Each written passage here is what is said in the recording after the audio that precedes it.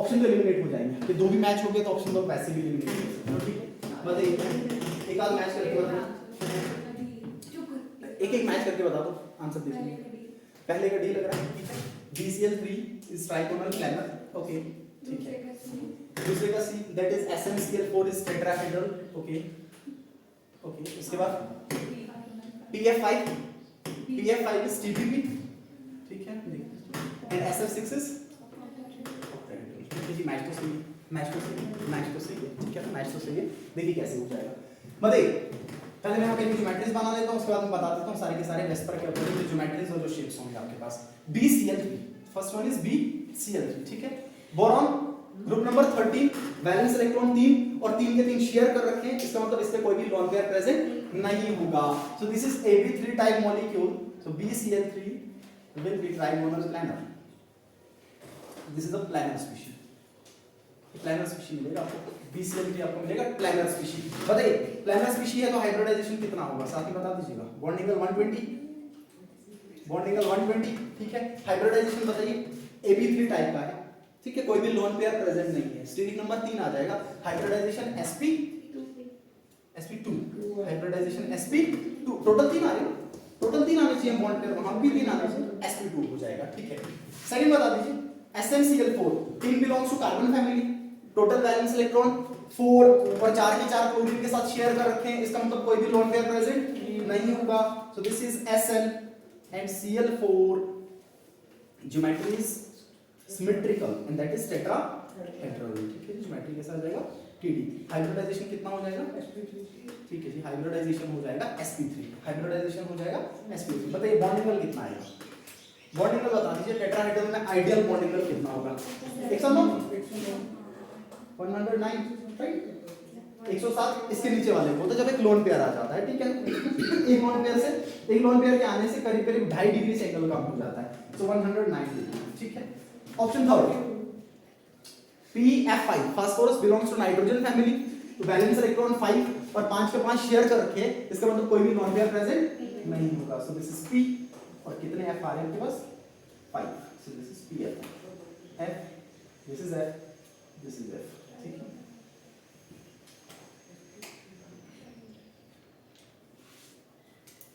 This is 4 and this is 5। बताइए कैसा geometry आ जाएगा इसका, ज्योमेट्री आ जाएगा इसका, this is trigonal, this is bipyramidal, ठीक है। So this is trigonal bipyramidal, TBP, trigonal bipyramidal, and hybridization will be sp3d, बहुत बढ़िया, sp3d हाइब्रिडाइजेशन हो जाएगा, ठीक है। अच्छा बॉन्ड एंगल्स कितने आएंगे सर, दो तरह के बॉन्ड एंगल्स आएंगे, ये वाले बॉन्ड एंगल आप देख पाएंगे, दिस इज 120, ट्रायंगल है तो 120 वाला, ठीक है, and this one is 90, this one is 90, ठीक है, ऐसा होगा ट्रायंगुलर, ट्राइगोनल और उसके बाद बाइपायरामिड हो जाएंगे, ठीक है। तो 120 डिग्री और 90 डिग्री के एंगल्स आपको देखने को मिल जाएंगे। सो ये आ जाएगा ट्राइगोनल बाइपायरामिड PF5। नंबर 4 SF6, ठीक है, sulphur belongs to oxygen family, valence electron 6 और 6 के 6 शेयर कर रखे हैं, इसका मतलब कोई भी लोन पेयर प्रेजेंट नहीं होगा। This is S and F6, F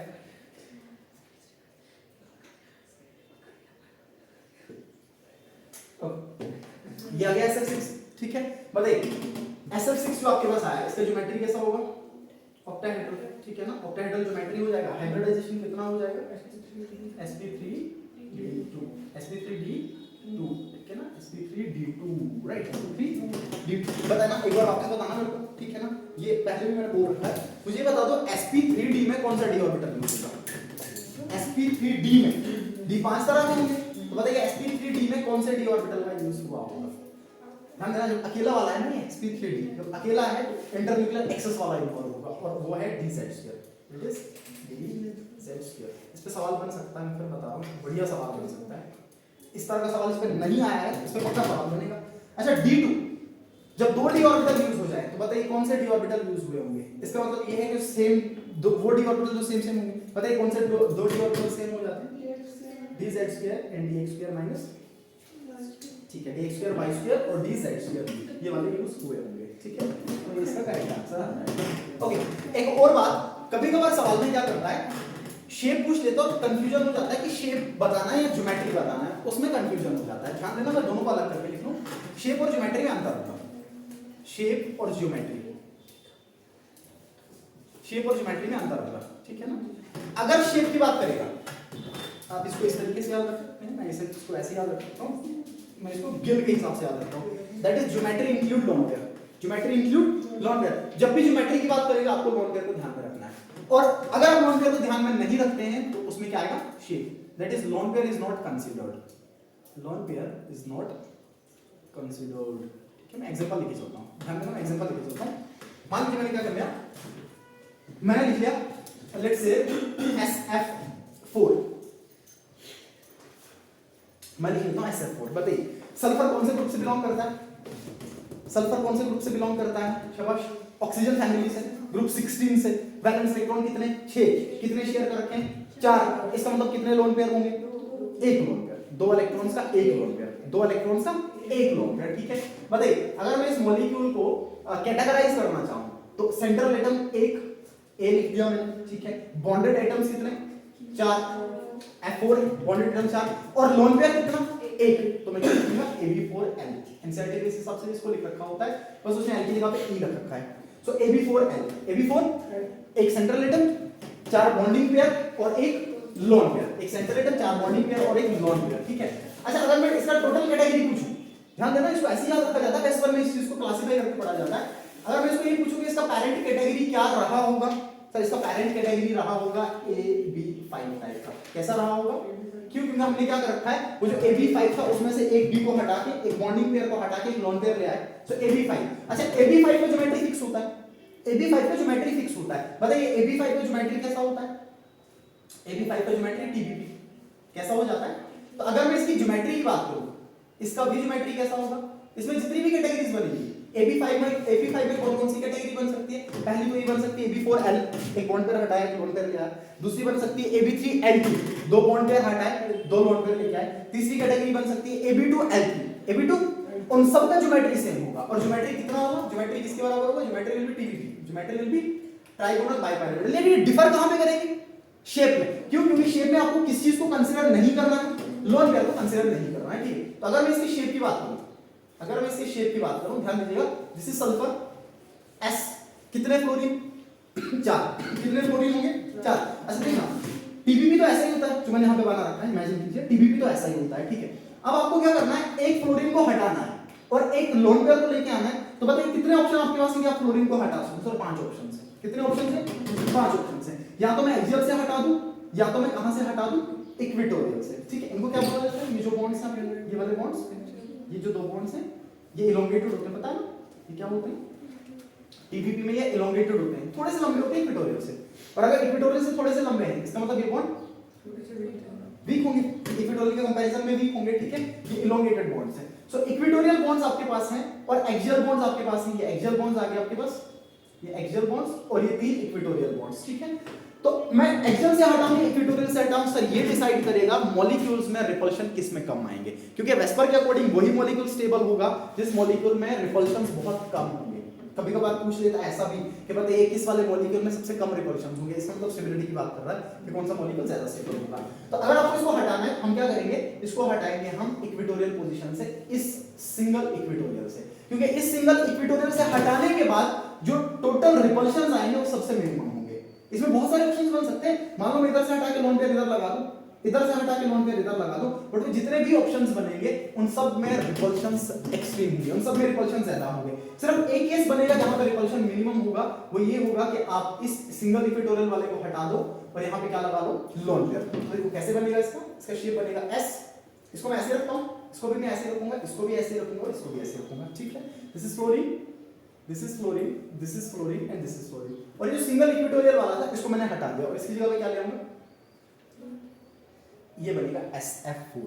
ये किसका शेप बनेगा, SF4 का, ठीक है। बताइए SF4 का शेप कैसा आ जाएगा, देखो देखने में तो अगर ज्योमेट्री की बात करो तो वैसे ही होगा, ट्राइगोनल बाइपैराबोल, ठीक है।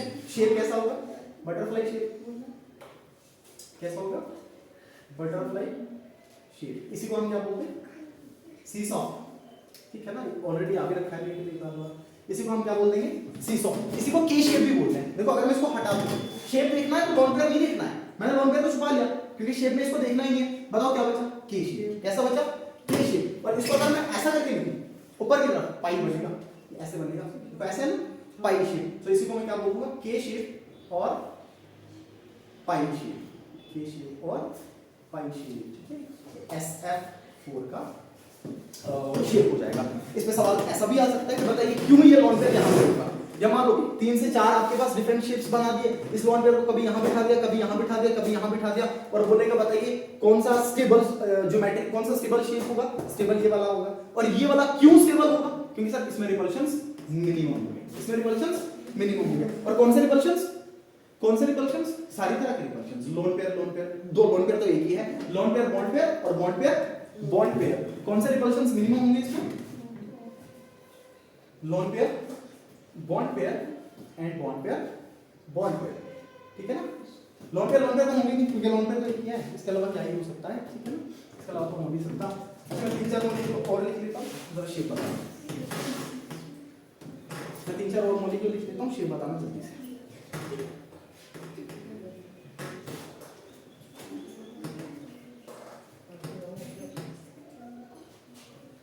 बताइए ClF3 का शेप बताइए और हाइब्रिडाइजेशन बताइए, शेप बता दीजिए और बता दीजिए इसका हाइब्रिडाइजेशन, शेप और हाइब्रिडाइजेशन ClF3 का, लगाओ साहब, लगाओ आइडिया, गुड, शाबाश, क्या लग रहा है, धोखा मत खाना, ध्यान देना मॉलिक्यूल को देख के धोखा मत खाना कि ये भी 3 टाइप का होगा, जैसे BCl3 दिख रहा था ना, ये वैसा नहीं है क्योंकि इस क्लोरीन में लोन पेयर भी होंगे, आपको स्टेरिक नंबर पता करना पड़ता है, ठीक है, कैसा होगा, ट्राइगोनल प्लेनर लग रही है, ठीक है, और कोई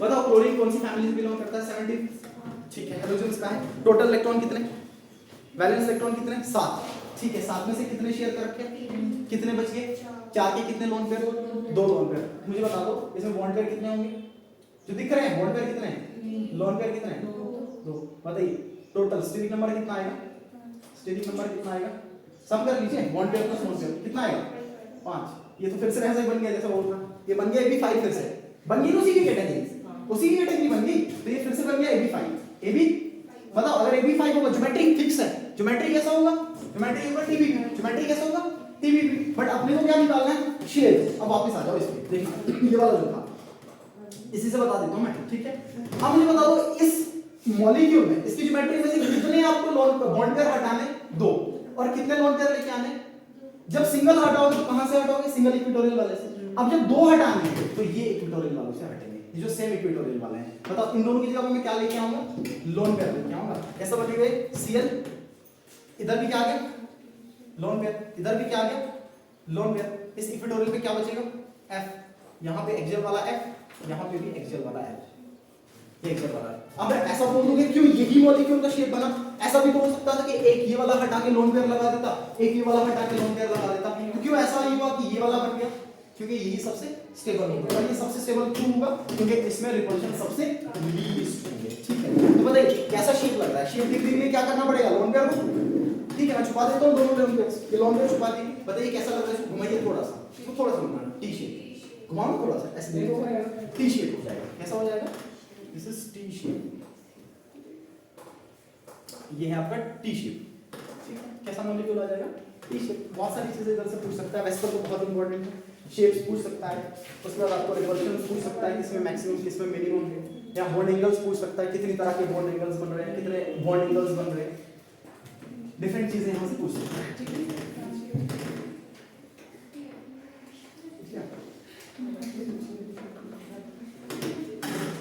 ऑप्शन मैच कर देना सवाल में जो था, इसको ऐसे करो, ऐसे करके टी शेप हो जाएगा। हाइब्रिडाइजेशन बताइए इसका, हाइब्रिडाइजेशन भी नहीं बदलता, ध्यान देना हाइब्रिडाइजेशन भी नहीं बदलेगा, क्या क्या हाइब्रिडाइजेशन आ जाएगा इसका, sp3d हाइब्रिडाइजेशन देखने को मिल जाएगा, ठीक है,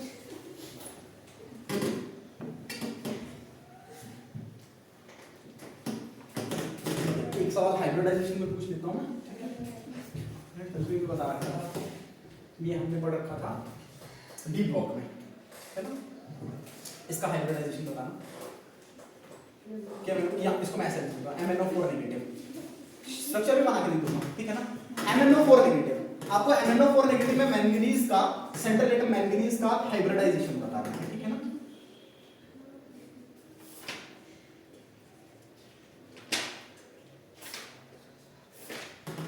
बताइए इसका हाइब्रिडाइजेशन क्या आ जाएगा, इसका हाइब्रिडाइजेशन बता दो, ठीक है। मैं ऑप्शन देता हूँ, चलो मान लो मैं ऑप्शन दे देता हूँ, ठीक है ना। ये ऑप्शन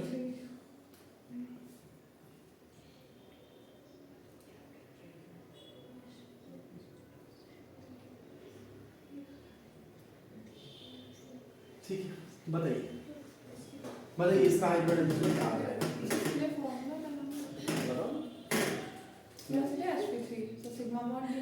सिग्मा वैसे भी हो जाता है, ठीक है। चलिए बताइए कितना लग रहा है। DsP2 ओके, और चलिए कुछ लोगों को DsP2 लग रहा है और कुछ लोग sp3 लग रहा है, ठीक है। इसका करेक्ट आंसर है sp3, ठीक है। इसका हाइब्रिडाइजेशन कितना है, sp3, याद रखना इसको, sp3। ऐसा बोले डायरेक्ट अपन जाए, इनकी एनर्जी लेवल वैरी करते हैं, इसका एनर्जी लेवल डायग्राम करो, एनर्जी लेवल वैरी करते हैं, जिस हिसाब से लगना चाहिए फीलिंग हो रहा है उस हिसाब से नहीं होता है। sp3 हाइब्रिडाइजेशन मैंने पढ़ा भी रखा था, sp3 hybridisation. Similarly K2Cr2O7, K2Cr2O7 इसका भी sp3 हो जाता है, नोट कर लेना इसको, ठीक है। इसको लिख लेना नोट करके, KMnO4 या K2Cr2O7 में मैंगनीज और क्रोमियम का हाइब्रिडाइजेशन होगा sp3। जब भी ये सवाल आएगा डायरेक्ट आएगा, मैं फिर बता रहा हूं, जब भी ये सवाल आएगा डायरेक्ट आएगा। बताइए कौन कौन से d ऑर्बिटल यूज हुए होंगे, 3 d हैं, कौन कौन से d ऑर्बिटल यूज हुए होंगे, एक जैसे dxy, dyz और dzx। बहुत ही बढ़िया, बहुत ही बढ़िया। मिटा दो इसको, मिटा दो। अच्छा बताओ एक और इसी के स्ट्रक्चर पे एक और सवाल पूछ लेता हूं मैं। मेरे को बता दो मैंगनीज और ऑक्सीजन के बीच में जो पाई बॉन्ड बन रखे हैं वो पाई बॉन्ड कौन से टाइप के, कौन से टाइप के पाई बॉन्ड्स हैं, है ना 3 पाई बॉन्ड्स। बताइए कौन से टाइप के पाई बॉन्ड्स हैं, कौन से टाइप के पाई बॉन्ड्स हैं। टाइप बॉन्ड डिफरेंट टाइप के हो जाते हैं, p पाई हो जाता है, p पाई d पाई हो जाता है, d पाई हो जाता है। बताइए ये कौन से टाइप के बॉन्ड बन रखे हैं, पढ़ रखा है, इसमें मैंने पूरा एक लेक्चर दिया था। ऑक्सीजन सेकंड पीरियड का है, सेकंड पीरियड वालों के पास d तो होता नहीं, ऑब्वियस ऑक्सीजन के पास p होगा और ये d का यूज करता है, क्या हो गया d पाई p पाई। सिंपल सवाल है, एनसीईआरटी से बाहर नहीं जाते नीट के सवाल, नीट के सवाल एनसीईआरटी से बाहर नहीं जाते हैं, ध्यान देना, ठीक है। एनसीईआरटी में सब कुछ रहती है। d पाई p पाई कितना आ जाएगा, d पाई p पाई टाइप के पाई बॉन्ड्स आपको देखने को मिलेंगे।